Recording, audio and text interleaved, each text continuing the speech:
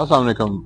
एक सवाल, आज हम आए हैं जी हफीज सती साहब के पास, जो गुलबर्ग आई ब्लॉक के रेजिडेंट हैं। इनका माशाल्लाह से एक 7 मरले का घर है और दूसरा घर अभी आपको हम दिखाते हैं, ये अंडर कंस्ट्रक्शन है। ग्रे सेक्टर से ज्यादा इन्होंने काम कर लिया हुआ है।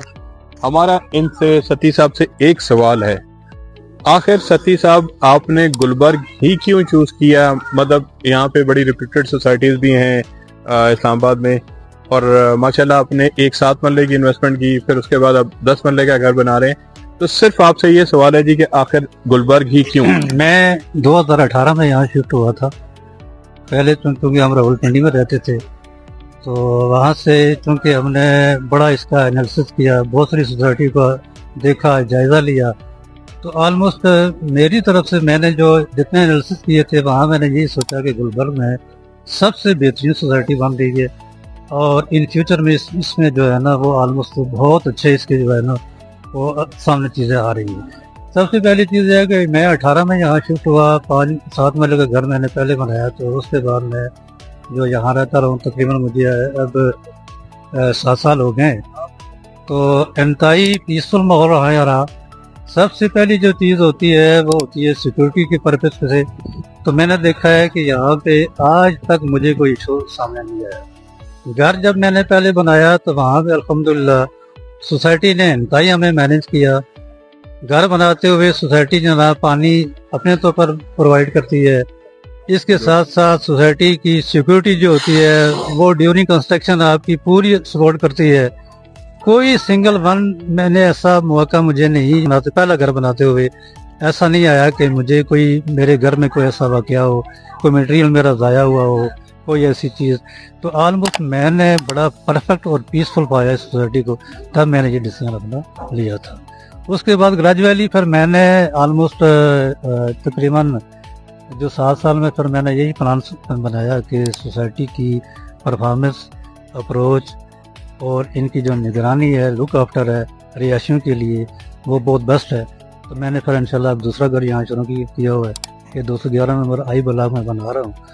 तो होपफुली है कि इंशाल्लाह जिस तरह मेरा पहला तजुर्बा रहा है और आगे भी मैं परफेक्ट और पीसफुल यहाँ अपनी लाइफ सिक्योर समझता हूँ।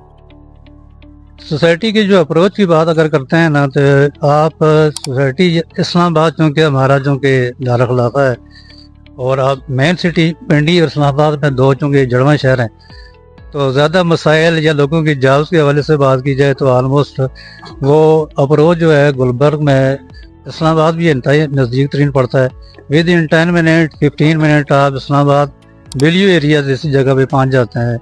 और यहाँ से होकर आपको अगर सदर पिंडी में जाना पड़े ना, तो वो भी आपके लिए तकरीबन 15 से 20 मिनट में, इंतहाई अगर रश की सूरत हाल है फिर भी आप इतना टाइम में वहाँ पहुँच जाएंगे।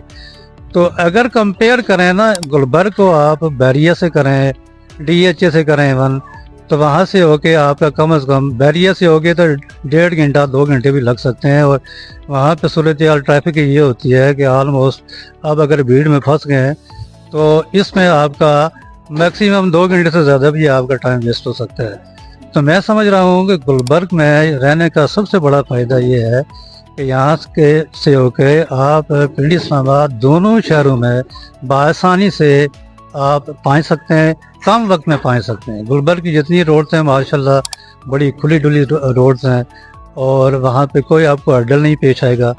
आप घर से निकलेंगे तो यकीन मानें कि बिल्कुल पीसफुली आप जनाब इन दोनों शहरों में पहुँच सकते हैं। और ये सबसे बड़ी हमारी खुशनसीबी यही है कि यहाँ पे रहते हुए हमें ये जो है ना, ये सबसे बड़ा जो है ना हमारे लिए आसानी है।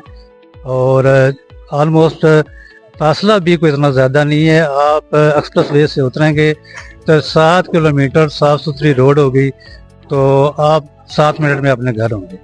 तो ये सबसे बड़ी जो है ना हमारे लिए आसानी है और बड़े कंफर्ट फील करते हैं यहाँ रहते हुए इंशाल्लाह। तो बाकी लोगों दोस्तों को भी हम यही मशवरा देते हैं कि वो अपना जायज़ा लें, देखें, उसके बाद सोच समझ के फैसला करें। गुलबर्ग जो है वो गुलबर्ग रेजिडेंशियल इंशाल्लाह हर हवाले से आपको मायूस नहीं करेगा, आप बिल्कुल सेटिस्फेक्शन फील करेंगे।